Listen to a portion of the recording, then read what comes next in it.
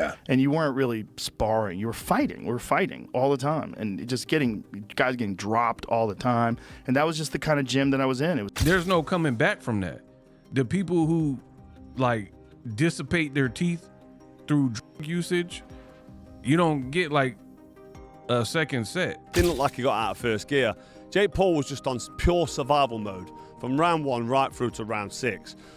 I don't know if he's got a moral victory going 6 rounds. Maybe he has. People might give him credit for going 6 rounds. But he got in there and just survived. He just went in there and ran like a chicken from round 1 right through to round 6 when he got splattered. Joe Rogan was shocked by the serious injury Jake Paul got in his fight with Anthony Joshua. He said boxing is very dangerous and fighting again could badly harm Jake's brain in everyday life. Experts warned that injuries like this can last a long time and change a person's life forever. Life is ruined because then you can't think, you can't do things, you don't know what the you're doing in life. It's like literally everything is the quality of your ability to think. And I knew that I was putting that in jeopardy. Joe Rogan strongly warned Jake Paul to think again before taking such dangerous boxing fights. He said no win or career success is worth risking your life. After fighting Anthony Joshua, Jake was badly hurt, with a broken jaw and several teeth knocked out. Rogan said continuing like this could cause even worse, possibly permanent injuries.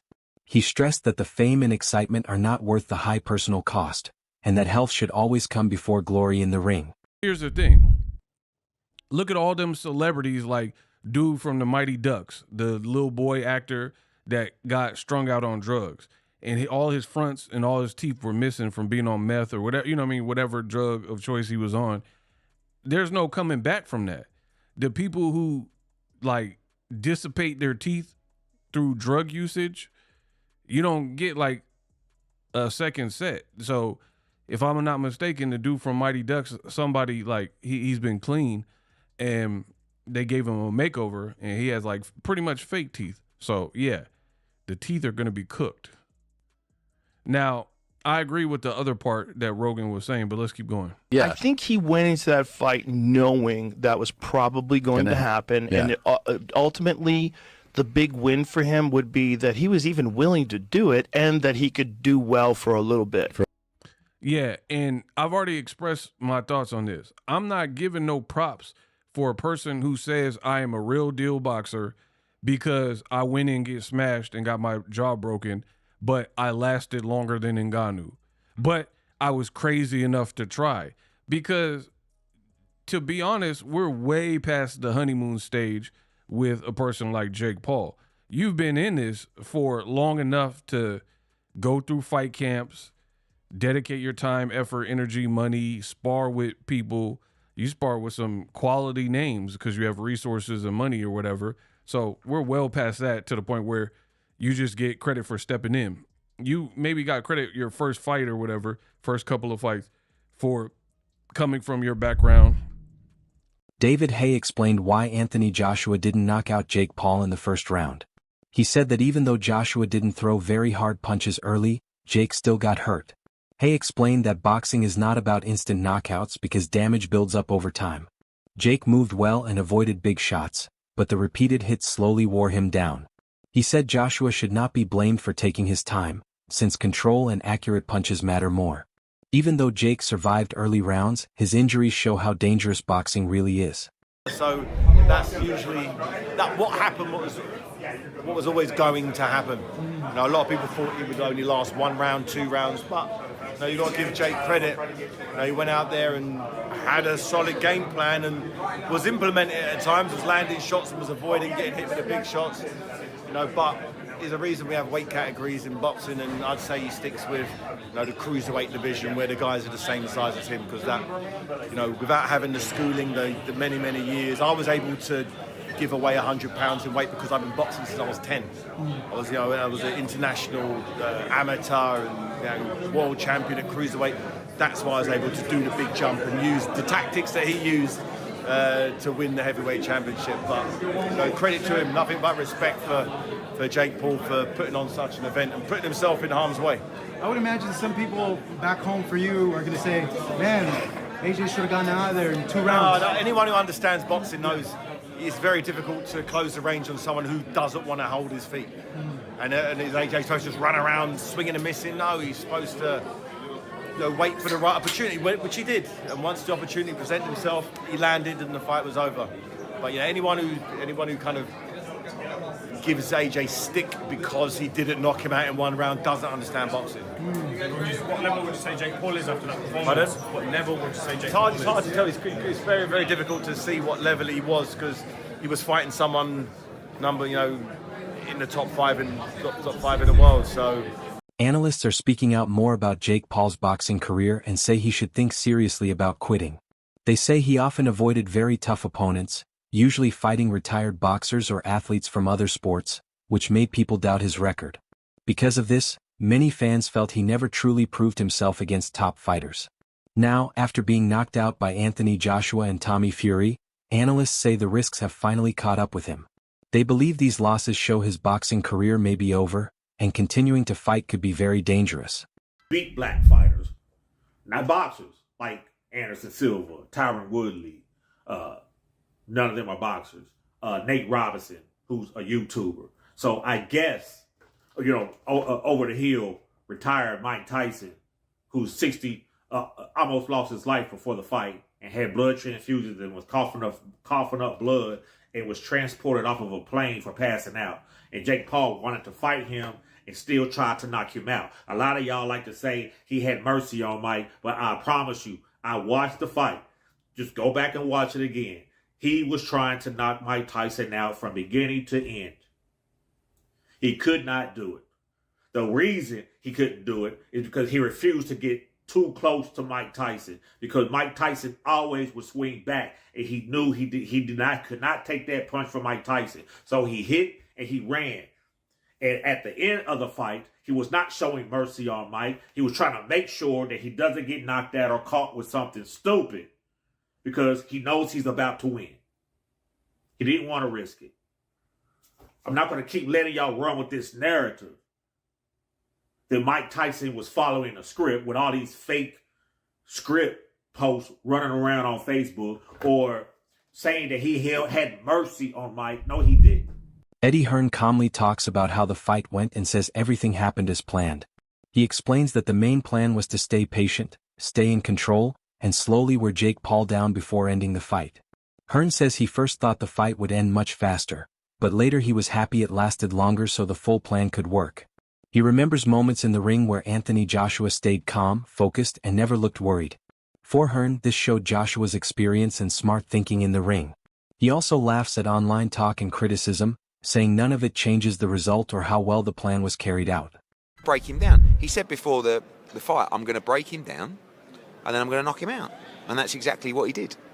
I thought it'd be all over within 3 rounds. But, when I got in the ring after, because I was shouting, just, anywhere, arms. I got in, he went, what are you rushing me for? And I was like, oh, sorry. So, but like, obviously he knows what he's doing, and actually now quite pleased that we got the rounds, to be honest. Yeah, I saw you said that. Really random, I was on Twitter and I saw Jake Paul's mum said she wants to get in the ring and punch you. She said she doesn't like the smug look on your face. She is promoting her book, so I'm not sure if she wants, But did you see that? What did you think of that? No, I was very sad, because I couldn't have been nicer and more respectful of Jake and what he's done. And I think Logan's amazing. I think he's an incredible athlete. And I shook Jake Paul's dad's hand in the ring, And if I would have seen Mum, I would have said, all right. But I think over the years, we've obviously had our beef, and she probably don't like me anyway. And I am probably a little bit smug. I wasn't smug after the fight, because I would have been more smug if it was all over in a round. Yeah. So, no, I'll give Jake respect. And, sorry, Jake's mum doesn't like me, but if she can send me a free book, that'd be fantastic. Carl Froch strongly criticized Jake Paul's latest fight and called the whole event a shame for boxing. He said he can't believe Paul is being praised, arguing that the hype is more about show and drama than real boxing skill. Froch pointed out that modern boxing is starting to care more about social media fame than true talent in the ring. He warned that this could hurt the sport and teach young fans to value flash over real technique. Froch said fights like this should not represent boxing, and officials need to rethink how they are promoted. He stressed that protecting boxing's credibility is more important than viral moments and online popularity. Stopped on his feet, countered out, knocked out, whatever, however you want to call it. It wasn't a bad knockout. It wasn't an El Sparko. He wasn't rendered unconscious, but he got done. He got it on the chin. He went over. He didn't beat the count. He was sort of up on his feet. But if I'm honest, the whole fight was terrible, wasn't it? It was just so bad. It was just shit, wasn't it? A proper bad fight for AJ. And let me start with AJ. AJ was following him around the ring a little bit, sort of pouring with the jab, putting the jab on the shoulder of Jake Paul, sort of putting him in the corner and not really pulling the trigger on the right hand. He didn't seem to be motivated to go in there and just smash Jake Paul into oblivion in the first 1 or 2 rounds, which I think he could have done. But he's been out the ring 15 months, he's a bit slow on his feet, a bit ring rust maybe, and it was it's hard. When I used to spar novice amateurs, even when I was a world champion pro, if you're not motivated, sometimes you can have a couple of bad rounds and you're sort of looking at your opponent and a jab hits you or right hand hits you. And I think AJ was in a bit of a daze early on, just walking him around, touching the jab on his shoulder, not really pulling the trigger on the right hand. Didn't look like he got out of first gear. Jake Paul was just on pure survival mode from round 1 right through to round 6. I don't know if he's got a moral victory going 6 rounds. Maybe he has. People might give him credit for going 6 rounds. But he got in there and just survived. He just went in there and ran like a chicken from round 1 right through to round 6 when he got splattered. And it's like, it's just, you can't really justify what he's done, because this is supposed to be a professional sanctioned boxing match. And I think it brings the integrity of the sport down when somebody like AJ, is a 2-time world champion, can't get in there and just completely dismiss somebody like Jake Paul, who I've said for ages can't fight. He's not a professional boxer. It's just AJ following him around, touching him to the shoulder. Round 1 came and went. Round 2 was much of the same, bit slow. I think AJ got caught with an overhand right at one stage, but sometimes when you're out in the rain, you're going to get wet. It was following him around, taking his eye off the ball, probably a bit undermotivated, thinking, what's this guy doing that's in front of me? Jake Paul was just running. Boxing analysts say Jake Paul's recent fight showed the limits of his credibility in the sport. They explained that wearing gloves doesn't make someone a real boxer, and hype alone can't keep fans interested. They said his show fight with Mike Tyson already raised doubts, and the fight with Anthony Joshua made them stronger. Analysts noted that real boxing fans are losing interest, as the viewership was much lower than major fights like Canelo Alvarez versus Terence Crawford. Some people even talked about conspiracy theories, but experts agree that rumors don't matter. They say Jake's popularity is fading, and spectacle without real skill can no longer support a serious boxing career. Train, or you put on a pair of boxing gloves, that does not mean that you will be perceived as legitimate. It doesn't mean people will be willing to pay to watch you fight. Me personally, I was done with Jake Paul after the pretend fight that he had with Mike Tyson last year. Clearly, I'm not the only one, because viewership for his fight last weekend with Anthony Joshua, it was significantly lower than a real fight between Canelo Alvarez and Terence Crawford. Make sure to like and subscribe. You can follow me on Twitter at KC_BTL84. Link to the main channels in the description below. There are a lot of allegations right now that the fight between Jake Paul and Anthony Joshua was rigged, or it was supposed to be rigged. According to the conspiracy theories, Jake Paul was supposed to win the fight, but Anthony Joshua decided to knock his ass out anyway. If it was supposed to be rigged, it would not be the first time that a fight in boxing was stained with corruption. But either way, it doesn't matter, because interest in seeing Jake Paul fight is on the decline. His fight last weekend averaged 33 million views on Netflix. Now, to his credit, that is a great number. Sam Jones gave an honest reaction to Jake Paul's loss to Anthony Joshua. He said the fight was hard to watch, not because it was violent, but because it showed big problems in Jake's skills and knowledge of boxing. Jones explained that just lasting in a fight does not mean you are a good boxer. Dodging punches, holding, or backing away can help someone survive, but it does not show real skill or competition. He said fans should respect fighters who engage, use smart strategy, and show strong technique. Jones added that this fight showed the difference between entertainment and real sport, and that true respect in boxing comes from courage, skill, and consistent performance.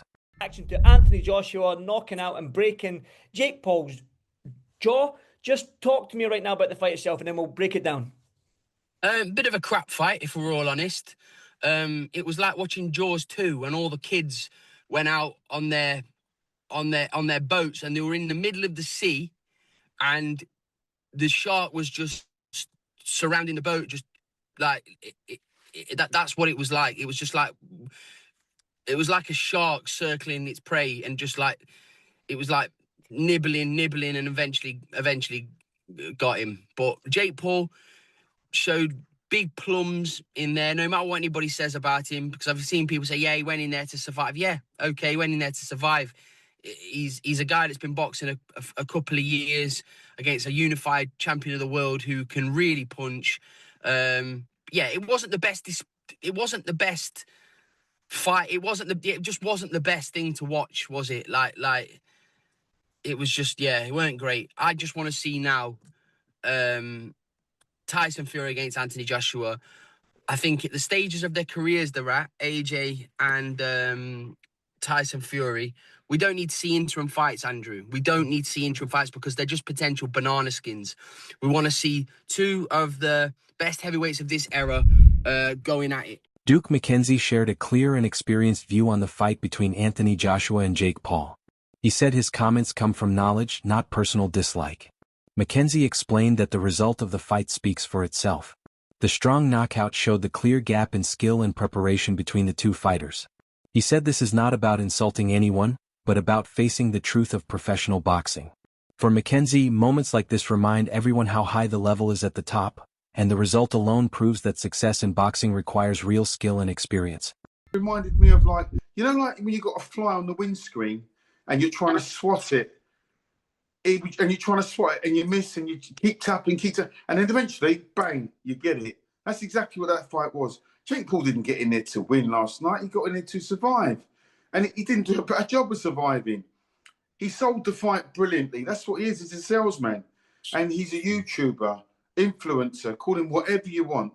So from that perspective, he did his job, but he never got in there to win. He just got in there to got beat up. I'm glad Anthony Joshua done a number on him. This is why boxers are boxers, YouTubers, whatever they want to call themselves, influencers, they should stay in their lane and fight people that they're supposed to fight on their level. This guy was never on Anthony Joshua's level, and Joshua did what he needed to do, did what he had to do for the sake of boxing, and blow this guy out and just knock him out. What about the fact that Jake was able to land on him clean a couple of times? What did you make of that? Oh, listen, you can't get into the water without getting hit. Fortunately for Joshua, that guy can't break an egg. So he was never in any danger. He's always going to get hit back. I mean, it was 6 rounds. Anthony Joshua was always going to take at least 1 or 2 shots over that 6-round period, but it was nothing to hurt him. It was nothing to bother him. And like I say, this is all about getting AJ's confidence back. Okay. If Jake Paul fights, if he fights KSI or KFC or whatever his name is, then those two are evenly matched, aren't they? They're evenly matched, and then they could fight, and then because they're evenly matched. After the fight, people quickly started talking about what Jake Paul should do next in boxing. Many analysts and fans said heavyweight fights may not be right for him because of the big differences in size, strength, and experience compared to fighters like Anthony Joshua. The fight showed how dangerous it is to face much bigger and more experienced opponents. They warned that continuing like this could lead to more injuries and long-term harm. Many suggested Jake should rethink his path and focus on divisions that better match his body and skills.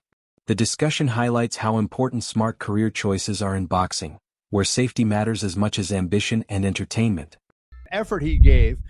Now, I know it's not easy to fight a guy that's running away from you, and Jake Paul made a ring bigger. It was 22 by 22 as it's opposed huge to 20 ring. by When 20. I was looking at it, I'm like, holy shit, this ring's massive. I had said before the fight, I tweeted, I said, it was like a soccer field that they were, fighting in, right? Yeah. And, it's not easy to do that, but he just looked poor in there and like he didn't really care.